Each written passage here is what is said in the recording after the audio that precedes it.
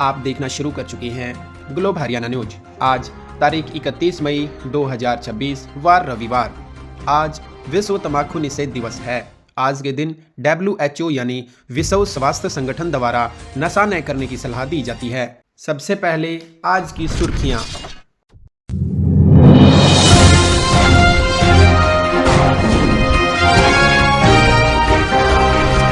Shield civil defence exercise आज राज्य भर में दिन भर चलेगा।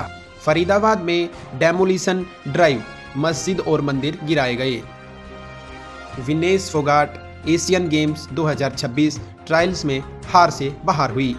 गर्मी से है राहत, अगले 2 दिन तक बारिश और आंधी की संभावना बनी रहेगी। किसानों के लिए सूरजमुखी MSP पर खरीद शुरू हो चुकी है। युवाओं के लिए 9,000 रुपये मासिक स्टाइपेंड स्कीम शुरू। कॉलेज एडमिशन की अंतिम तारीख 31 मई यानी आज अंतिम तारीख है।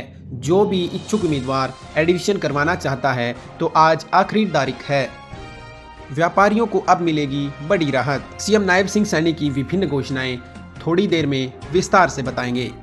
सफाई कर्मचारियों की हड़ताल समाप्त, कई मांगों को लेकर बनी सरकार से सहमति। पानीपत में MBBS डॉक्टर ने आत्महत्या का किया प्रयास। औद्योगिक नीति 2026 कैबिनेट से मिली मंजूरी। किसानों की लंबित मांगों पर यमुनानगर सहित हरियाणा के कई जिलों में प्रदर्शन जारी है। वाहन नीलामी और अन्य प्रशासनिक गतिविधियां। देश में रसोई गैस उपयोग करने वाले उपभोक्ताओं के लिए 1 जून से नए नियम लागू हो सकते हैं। आज IPL का फाइनल खेला जाएगा। अहमदाबाद के नरेंद्र मोदी स्टेडियम में IPL की 2 शानदार टीमें बेंगलुरु और गुजरात टाइटंस होंगी आमने सामने। अब खबरें विस्तार से।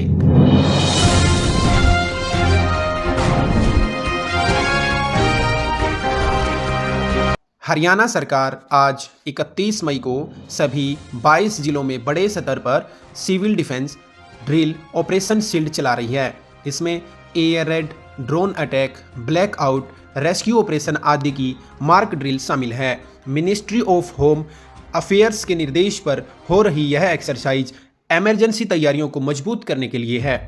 लगभग 32,000 volunteers NCC, NSS, home guards आदि इसमें भाग ले रहे हैं।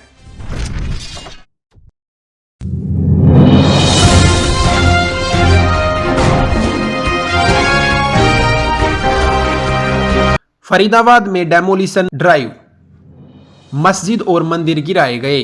30 मई को NIT जोन में RRTS कॉरिडोर और एलिवेटेड रोड प्रोजेक्ट के लिए बड़े डेमोलिशन ड्राइव में एक मस्जिद और 2 मंदिर समेत कई अवैध संरचनाएं गिराई गई। भारी पुलिस फोर्स तैनात थी, लेकिन इंटरनेट और SMS सेवाएं सुबह 12 बजे से लेकर शाम 10 बजे तक सस्पेंड रही।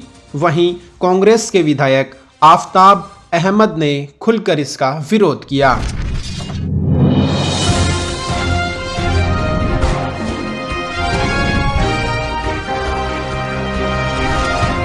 हरियाणा की दिग्गज पहलवान विनेश फोगाट 53 किलो कैटेगरी के सेमीफाइनल में मीनाक्षी गोयत से 4-6 से हार गई और एशियन गेम्स के लिए क्वालिफाई नहीं कर सकी।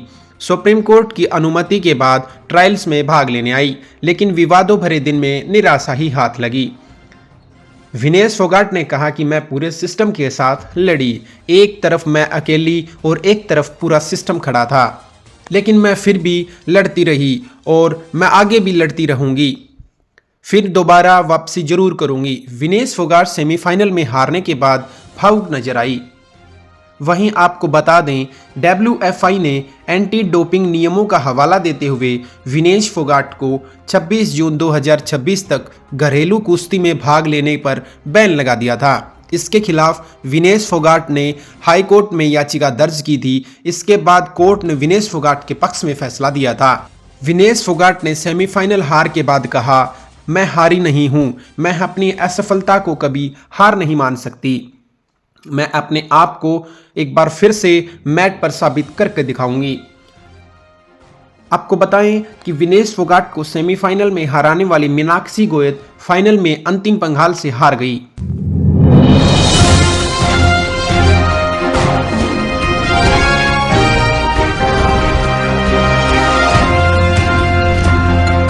गर्मी से राहत। गर्मी से राहत, बारिश और आंधी की अगले 2 दिन तक संभावना बनी रहेगी। आईएमडी के अनुसार 31 मई यानी आज ही के दिन हरियाणा में कई जगहों पर बारिश, गरज और चमक के साथ आंधी और ओले पड़ सकते हैं। हीट वेव अलर्ट था, उससे कुछ राहत मिली है। कुछ जिलों में तापमान 6 से 8 डिग्री सेल्सियस तक गिर चुका है।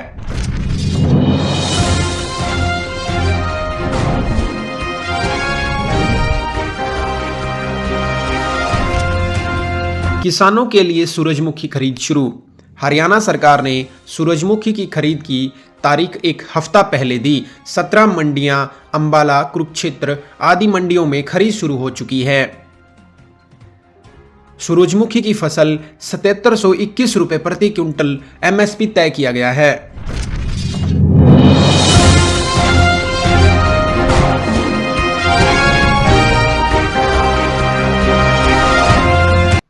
युवाओं के लिए 9,000 रुपये मासिक स्टाइपेंड स्कीम शुरू। यह स्कीम पहले 5,000 रुपये होती थी, लेकिन अब बढ़ाकर इसे सरकार ने 9,000 रुपये कर दिया है। हरियाणा सरकार की नई स्कीम के तहत युवा 31 मई तक आवेदन कर सकते हैं। सफल उम्मीदवारों को मासिक स्टाइपेंड और ज्वाइनिंग ग्रांट मिलेगा।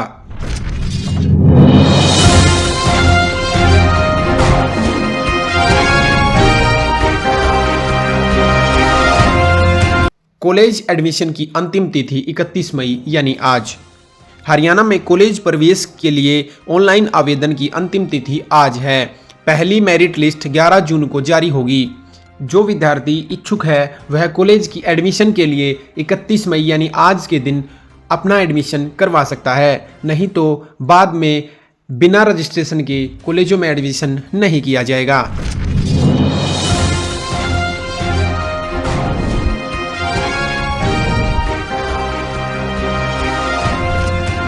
सीएम नायब सिंह सैनी की विभिन्न घोषणाएं। मुख्यमंत्री नायब सिंह सैनी ने विद्यार्थियों के लिए इलेक्ट्रिक बसों की फ्री यात्रा और ईवी और ऑटोमोबाइल हब बनाने जैसे ऐलान किए। 80 नई इलेक्ट्रिक बसें शुरू की गई। पानीपत से मुख्यमंत्री नायब सिंह सैनी ने हरी झंडी दिखाई। 7 करोड़ रुपए की लागत से आधुनिक इलेक्ट्रिक बस डिपो का उद्घाटन किया। विद्यार्थियों के लिए इलेक्ट्रिक बसें 5 जिलों में चलेंगी। पानीपत में 40 बसें, यमुनानगर में 15 बसें, सोनीपत में 10 बसें, कुरुक्षेत्र में भी 10 बसें और पंचकुला में सबसे कम 5 बसें चलेंगी। हरियाणा सरकार का लक्ष्य प्रदूषण कम करना, ग्रीन ट्रांसपोर्ट बढ़ाना और बेहतर सार्वजनिक यातायात बनाना है। हरियाणा में 1000 नई बस जोड़ने का प्लान है, जिसमें 500 इलेक्ट्रिक बस और शामिल की जाएंगी। पहले से पानीपत, यमुनानगर, करनाल, पंचकुला, रोहतक, हिसार आदि शहरों में इलेक्ट्रिक बस सेवा चालू है। 8 जिलों में इलेक्ट्रिक बस डिपो बनाए जा रहे हैं। छात्रों के लिए फ्री यात्रा।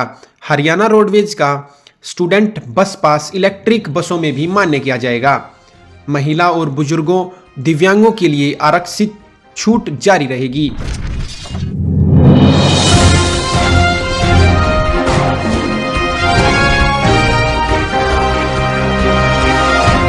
सफाई कर्मचारियों की हड़ताल समाप्त। खबर के अनुसार सफाई कर्मचारियों की हड़ताल 17 मांगों पर सहमति के बाद खत्म हुई। मृत्यु पर 50 लाख रुपए मुआवजे का प्रावधान किया जाएगा।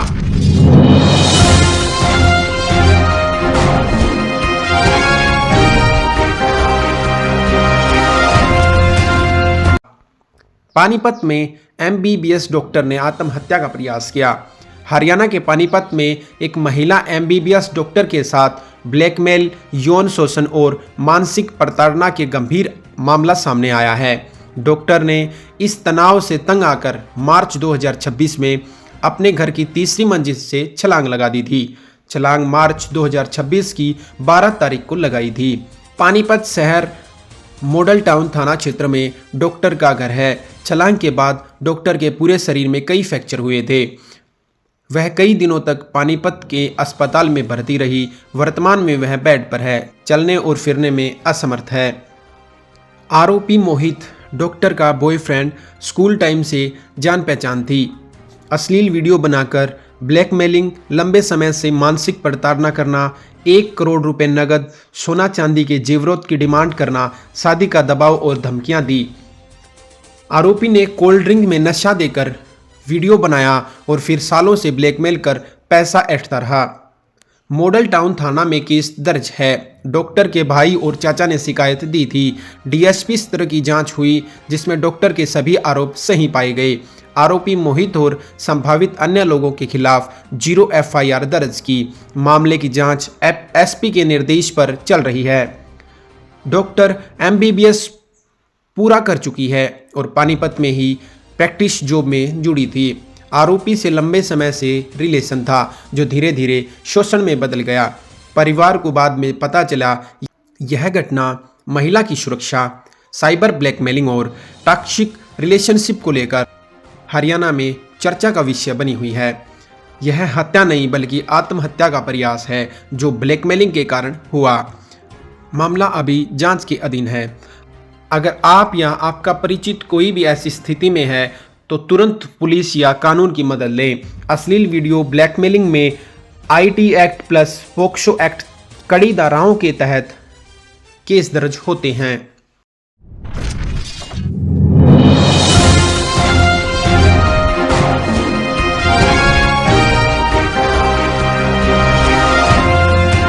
किसानों की लंबित मांगों पर यमुनानगर समेत हरियाणा के कई जिलों में प्रदर्शन किया गया। किसान अपनी लंबित मांगों को लेकर लगातार प्रदर्शन कर रहे हैं।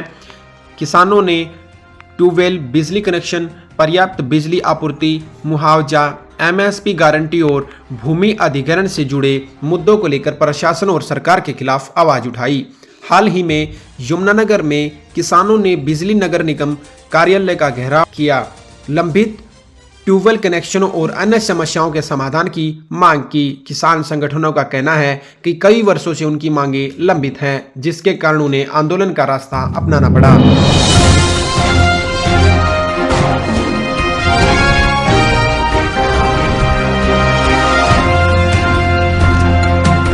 देश में रसोई गैस उपयोग करने वाले उपभोक्ताओं के लिए 1 जून से नए नियम लागू होंगे।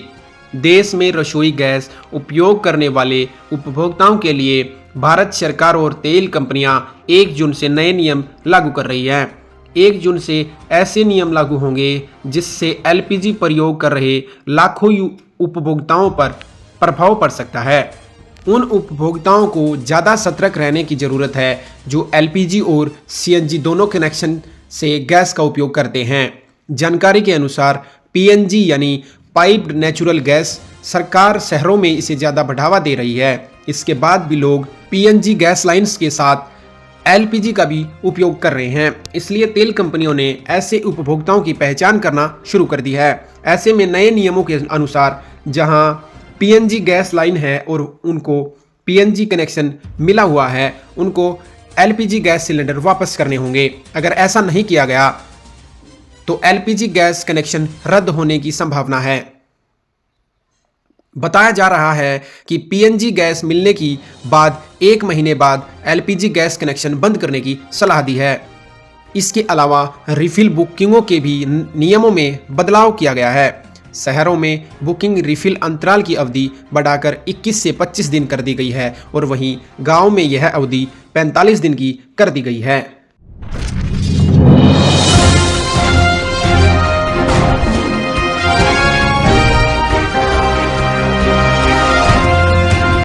आईपीएल का फाइनल आज रॉयल चैलेंजर्स बेंगलुरु और गुजरात टाइटंस के बीच गुजरात के नरेंद्र मोदी स्टेडियम में खेला जाएगा। दोनों टीमें 7:30 बजे मैदान में आमने सामने होंगी। दोनों टीमों के पास टाइटंस को जीतने का दूसरा मौका है। यह देखने वाली बात होगी कि कौन सी टीम किसके ऊपर भारी पड़ती है। बेंगलुरु ने अपना खिताब पिछले सीजन जीता था और गुजरात ने अपना खिताब 2022 में पहले ही सीजन में जीता था। रजत पाटीदार ने अपनी टीम बेंगलुरु को लगातार दूसरी बार फाइनल में पहुंचाया है। पिछले मैच में रजत पाटीदार ने गुजरात टाइटंस के खिलाफ 93 रन की शानदार पारी खेली थी। वहीं गुजरात टाइटंस के कप्तान शुभमन गिल भी राजस्थान के खिलाफ शतक लगाकर फाइनल में अपनी टीम को पहुंचाने में सफल रहे। आज की खबरों में बस इतना ही। देखते रहिए हरियाणा का शानदार बेहतरीन news channel globe Haryana news. नमस्कार। इसी आशा के साथ आपका दिन शुभ रहे।